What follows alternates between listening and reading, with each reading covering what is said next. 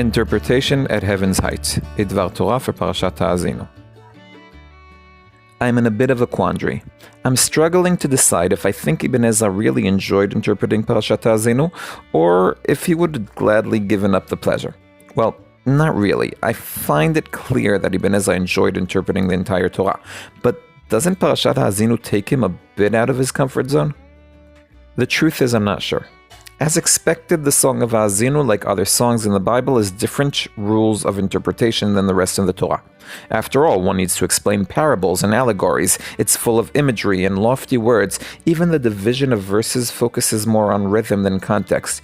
Therefore, although Ibn Ezra focuses heavily on word interpretation, as evidenced by the frequent use of the word ta'am, which is meaning, 84 times in a single chapter in its various forms, that's not the only thing he does. Let's demonstrate this from the opening of the parasha. Moshe's request for the heavens and earth to listen and hear his words could challenge the average literalist interpreter. After all, heaven and earth, despite their many good qualities, are not known as good listeners. Let's put it this way. If I listen to my wife the way the heavens listen to me, that is, completely ignore her, I'd be sent to a long active listening course, opening with the words, "Are you listening to me?" What does Moshe expect to happen after this statement? First, Ibn Ezra brings Rav Sadia Gaon's method. Rasag explains that Moshe is not addressing the heavens and earth, but rather the inhabitants of heaven and earth. This is a use of a familiar literal interpretational tool, completing a missing word so that the verses say something simpler in the view of the literalist. Who are these inhabitants of heaven and earth that Rasag speaks of? Ibn Ezra suggests two possibilities. One, the inhabitants of heavens, the angels, and the inhabitants of earth, people. Or two, the rain falling from the sky and the produce growing from the earth.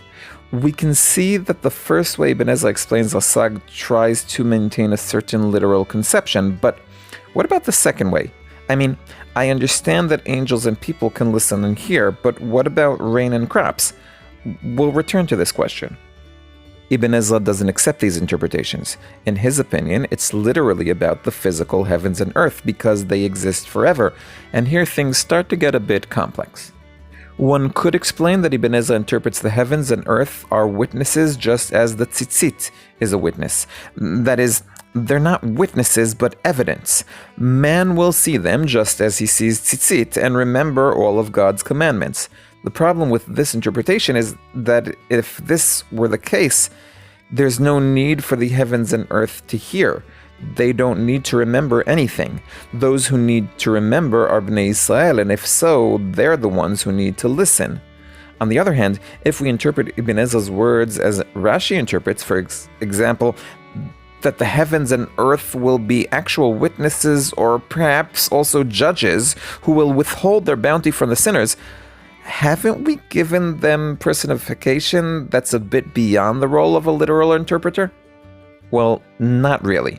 According to Ibn Ezra, the role of the literalist is to adapt his interpretation to the nature of the text. Most of the Bible is historical or legislative.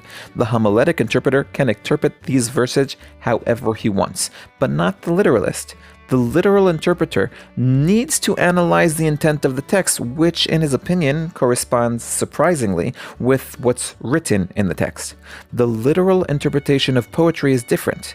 In poetry, almost by definition, the poet isn't trying to say what he's saying, but to hint at something else, something internal. When interpreting poetry, the literalist can allow his interpretation to soar a bit on the wings of Midrash, or maybe a lot. That's the intention of the writer, after all. In poetry, the heavens and earth can listen. But Ibn Ezra doesn't stop there. He continues with a hint about the soul of man, which is intermediate between the high and the low, and it imagines everything in the form of its palace, even to understand that which dwells in the palace. Therefore, it elevates the lowly and lowers the lofty. What is Ibn Ezra hinting at? In my opinion, he's explaining the need to speak in poetry. Let me explain. Writing answers a basic human need. Clear and understandable communication. You'll say what you want me to understand, and I'll interpret it with the meaning of those words. But sometimes there's another human need, the need to fly. This need stems from the essence of man created in God's image. The earthbound person seeks to rise to heaven's spiritual heights. His soul wants to connect with the Creator. One of the ways to do this, as Ibn Ezra knew well, is through poetry.